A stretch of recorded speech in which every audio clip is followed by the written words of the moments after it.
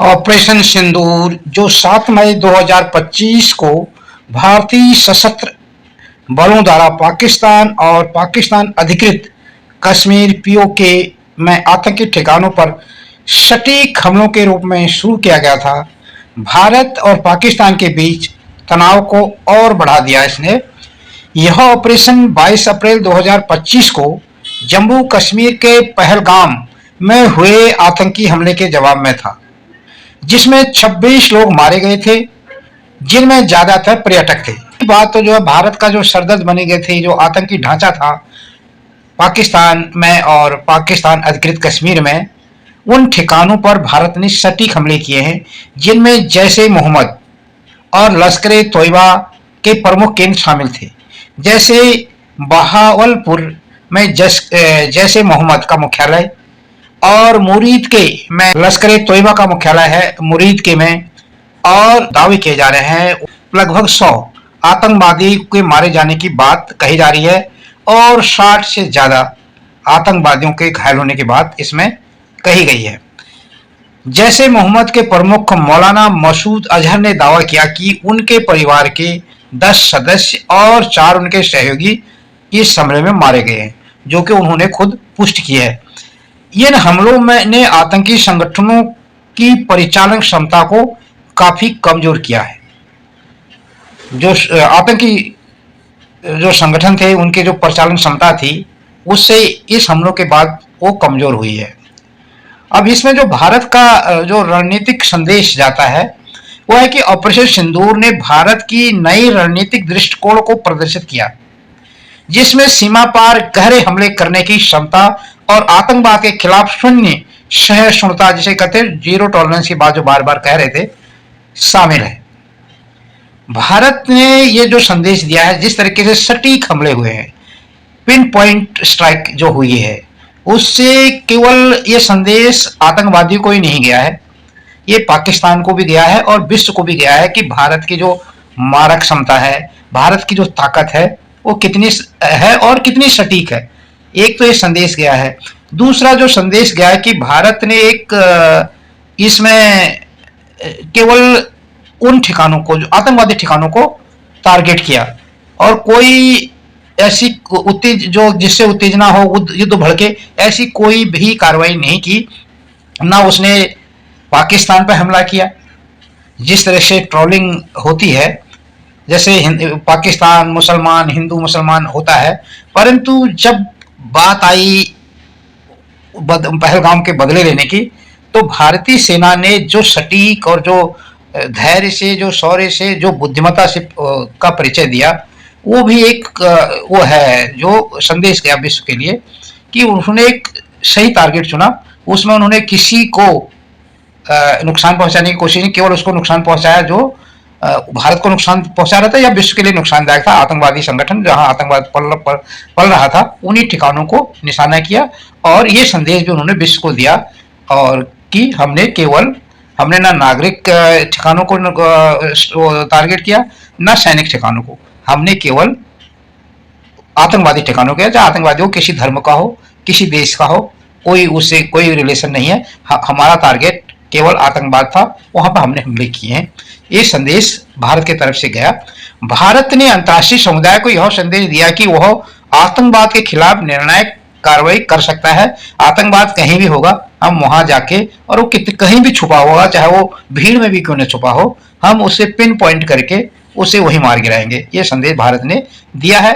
और जैसे कि जो भारत के विदेश सचिव विक्रम मिश्री ने कहा कि हमने सटीक, ये बहुत महत्वपूर्ण शब्द हैं, हमारा जो टारगेट था, उन्होंने कहा कि सटीक था, केवल पिन पॉइंट था, उसी चीज पर था, गैर उत्तेजक था। हमने मतलब उत्तेजक काम कोई ऐसा नहीं किया, हमने किसी नागरिक ठिकानों पर हमला नहीं किया, हमने किसी सैनिक ठिकानों पर हमला नहीं किया, हमने उनको ठिकाना वो टारगेट किया जो हमारे नागरिकों के लिए खतरा बन रहे थे, और देश के लिए भी, और आने वाले टाइम पर खुद पाकिस्तान के लिए भी वो खतरा होते, और विश्व के लिए आतंकवाद खतरा है ही है।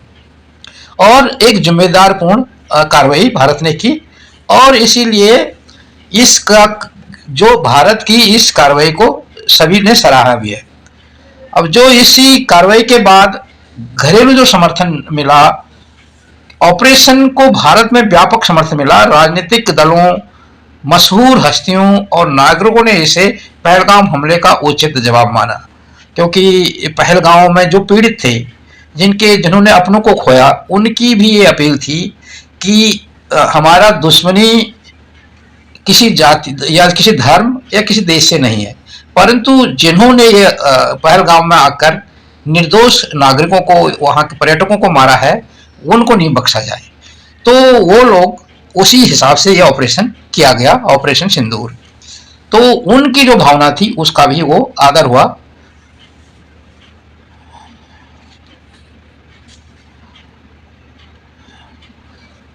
इसमें अगर बात करें इकोनॉमिक स्थिति में भी, जो एक इतना वो था, जैसे युद्ध जैसी स्थिति बन रही थी और ये लग रहा था कि जो वो है स्टॉक मार्केट है, शेयर बाजार है, इसमें भी जब भारत पाक टेंशन चल रहा था और भारत की कार्रवाई क्या होगी, ये हर एक सोच रहा था कि ऐसा ना हो कि जैसे यूक्रेन और रशिया का युद्ध चल रहा है और काफी लंबा खिंच गया है, तो इससे क्या होगा कि हर एक नुकसान होता है। तो इसमें हर एक व्यक्ति चिंतित था। तो जो भारत ने इस तरीके से जो हमला किया, एकदम सटीक और गैर उत्तेजक और जिम्मेदारीपूर्ण जो स्ट्राइक की आतंकवादी कैंपों पर, तो उससे जो भारत का शेयर बाजार है उसमें शुरुआती गिरावट के बाद इस हमले उसने रिकवरी की और जो निवेशकों का विश्वास भारत के प्रति, भारत सरकार के प्रति और जो भारत की सोच के प्रति बढ़ा कि भारत कोई ऐसा कदम नहीं उठाएगा जिससे आर्थिक बाजार में कोई उसका असर पड़े। अब जब बात करें इससे भारत को नुकसान क्या हुआ, ये सब करने के बाद जिम्मेदारीपूर्ण हमला किया, गैर उत्तेजक किया, सटीक किया, किसी को आसपास कोई असर नहीं हुआ, केवल जहां जो दोषी था उसको पनिशमेंट भी किया। तो इसमें जो मानवीय नुकसान है वो हुआ है। तो ये जो पाकिस्तान के जवाबी गोलाबारी में, क्योंकि वो हमले के बाद पाकिस्तान ने जवाबी गोलाबारी की जो एलओसी के आसपास, तो जम्मू कश्मीर में 12 नागरिक और एक सैनिक मारा गया। विशेष रूप से पुंछ और कुपवाड़ा क्षेत्र में ये घटना हुई है और 57 लोग घायल हुए, जैसा कि एक वरिष्ठ भारतीय रक्षा स्रोत ने ये बातें इनका दावा किया है। और जो आर्थिक और बुनियादी ढांचे को जो इसका प्रभाव है, उत्तरी जो सबसे बड़ा असर पड़ा है वो पड़ा है जो एयर स्पेस जो बंद हो गए हैं, और उसका असर बहुत पड़ा है। जो उत्तर भारत के 21 हवाई अड्डों को 10 मई तक के लिए बंद कर दिया गया, तो जिससे 300 से अधिक उड़ानें रद्द हुई। जम्मू, सांवा, कठुआ, राजौरी और पुंछ के 5 सीमावर्ती जिलों में स्कूल बंद कर दिए गए और पंजाब और राजस्थान के सीमावर्ती क्षेत्रों में भी स्कूल बंद किए गए हैं। और इससे जो एक अंतर्राष्ट्रीय दबाव की अगर बात करें, तो संयुक्त राष्ट्र महासचिव एंटोनियो गुटेरेस और अन्य वैश्विक नेताओं ने दोनों देशों से अधिकतम संयम बरतने का आह्वान किया, क्योंकि हमने गैर उत्तेजक और जिम्मेदाराना और सटीक जो हमला किया है और हमने कोई ऐसा काम नहीं किया है और हमने संयम बरता है, और यही दबाव बनाने के लिए विश्व संस्थाएं भी कह रही हैं। सिंगापुर, अमेरिका, ब्रिटेन और चीन ने अपने नागरिकों के लिए भारत और पाकिस्तान की यात्रा के लिए चेतावनी जारी की है। अब इसमें अगर बात करें पाकिस्तान की, तो पाकिस्तान से जो अभी जिन खबरों की पुष्टि नहीं हुई है और पाकिस्तान जो दावा कर रहा है, तो उसने दावा किया कि उसने 5 भारतीय वायुसेना के जेट और एक ड्रोन को मार गिराया, जिसमें 3 राफेल जेट शामिल थे। जो पाकिस्तान का इसमें नुकसान हुआ है, तो पाकिस्तान का जो सबसे बड़ा इसमें एक नुकसान से पहले अगर बात करें, जो फायदा पाकिस्तान को हुआ है कि पाकिस्तान के प्रधानमंत्री शहबाज शरीफ ने ऑपरेशन सिंदूर को युद्ध की कार्रवाई करार दिया और उन्होंने कहा कि भड़काने वाली कार्रवाई है, युद्ध की कार्रवाई है। और उसने वादा किया अपने देश की जनता को से कि देश में राष्ट्रवादी भावनाओं को बड़ी हैं। उन्होंने कहा कि हम इसका करारा जवाब देंगे और उन्होंने देश की जनता से वादा किया, जिससे उस देश में भी राष्ट्रवादी भावनाएं पाकिस्तान के नागरिकों में बढ़ी है। पाकिस्तानी सेना ने दावा किया कि उसने भारतीय हमलों का जवाब दिया, जिसमें 12 ड्रोन और 5 जेट्स को मार गिराने का दावा उन्होंने किया है। हालांकि जितने भी दावे पाकिस्तान ने किए हैं वो सत्यापित नहीं है। जो अंतर्राष्ट्रीय समर्थन की कोशिश की है पाकिस्तान ने इस हमले के बाद, भारत के इस हमले के बाद, तो उसने पाकिस्तान ने भारत के हमलों को संप्रभुता का उल्लंघन बताया। उन्होंने कहा जो हमारी संप्रभुता है, हमारी जो स्वतंत्रता है, उस पर ये हमला है। अंतर्राष्ट्रीय समुदाय से उन्होंने समर्थन मांगने की कोशिश की है। उनके विदेश मंत्री इसाक डार ने चीनी राजदूत को स्थिति से अवगत कराया। पाकिस्तान ने इसे नागरिकों पर हमला बताकर सहानुभूति हासिल करने की रणनीति अपनाई है। उन्होंने कहा कि जो 9 ठिकानों पर, या वो तो 6 ठिकाने बता रहे हैं, पर जो भी हमला भारत ने किया है वो उनके नागरिकों पर हुआ है, वो पाकिस्तान के नागरिक हैं।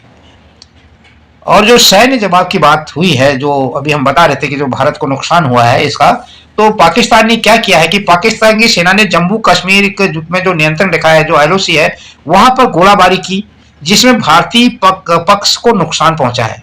पाकिस्तान ने अपने हवाई क्षेत्र को साफ किया और वायुसेना को हाई अलर्ट पर रखा, जो त्वरित सैन्य कार्रवाई को दर्शाता है। और जो नुकसान हुआ पाकिस्तान का, अगर हम उससे बात करें, तो पाकिस्तानी सेना के अनुसार भारतीय हमलों में 31 लोग मारे गए, जिनमें महिलाएं और बच्चे शामिल थे, और 46 से अधिक लोग घायल हुए हैं। मरने वालों में एक 3 साल की बच्ची और किशोर शामिल थे। मुजफ्फराबाद और कोटली में 2 मस्जिदें नष्ट हुई, और बहावलपुर में जैसे मोहम्मद के मुख्यालय पर हमला हुआ है। आतंकी ढांचे को जो अगर नुकसान की बात करें, तो भारतीय हमलों ने जैसे मोहम्मद और लश्कर तोयबा के प्रमुख ठिकानों को नष्ट कर दिया, जिससे उनकी आतंकी गतिविधियों पर लंबे समय तक असर पड़ सकता है। बहावलपुर में जामिया मस्जिद सुभान अल्लाह और मुरीद के में मस्जिद उम्मुल कुरा जैसे लक्ष्यों को नुकसान पहुंचा। अगर बात करें इससे आर्थिक और बुनियादी ढांचे पर जो प्रभाव पड़ेगा, पाकिस्तान का KSE 100 शेयर सूचकांक 6%, पाकिस्तान का जो शेयर है वो 6%, सूचकांक 6% गिर गया है, जो आर्थिक अस्थिरता को दर्शाता है। लाहौर, कराची और सियालकोट हवाई अड्डों पर उड़ानें निलंबित कर दी गई हैं, जिससे यात्री प्रभावित हुए हैं। मुजफ्फराबाद में बिजली आपूर्ति बाधित हुई है, और नीलम नदी पर नौशेरी बांध की संरचना को नुकसान हुआ है। और अगर बात करें, जो हिंदुस्तान में भी काफ़ी उड़ानें, चाहे वो अंतर्राष्ट्रीय हो चाहे वो डोमेस्टिक हो, वो काफ़ी 300 से ज़्यादा उड़ानें रद्द हुई हैं, और उसमें यहाँ के जो यात्री हैं वो उनको भी काफ़ी परेशानी हुई है, और ये उससे भी हिंदुस्तान को भी काफ़ी आर्थिक नुकसान इससे हुआ है। अगर जो कूटनीतिक नुकसान जो पाकिस्तान को हुआ है, पाकिस्तान के दावों जैसे भारतीय जेट्स को मार गिराना की विश्वसनीयता पर सवाल उठे हैं, क्योंकि सत्यापित नहीं है। ये जो पाकिस्तान ने दावे किए हैं भारत के लड़ाकू विमानों को गिराने की या ड्रोन्स को गिराने की, उनकी कोई सत्यापित वो नहीं है किए हैं वो दावे।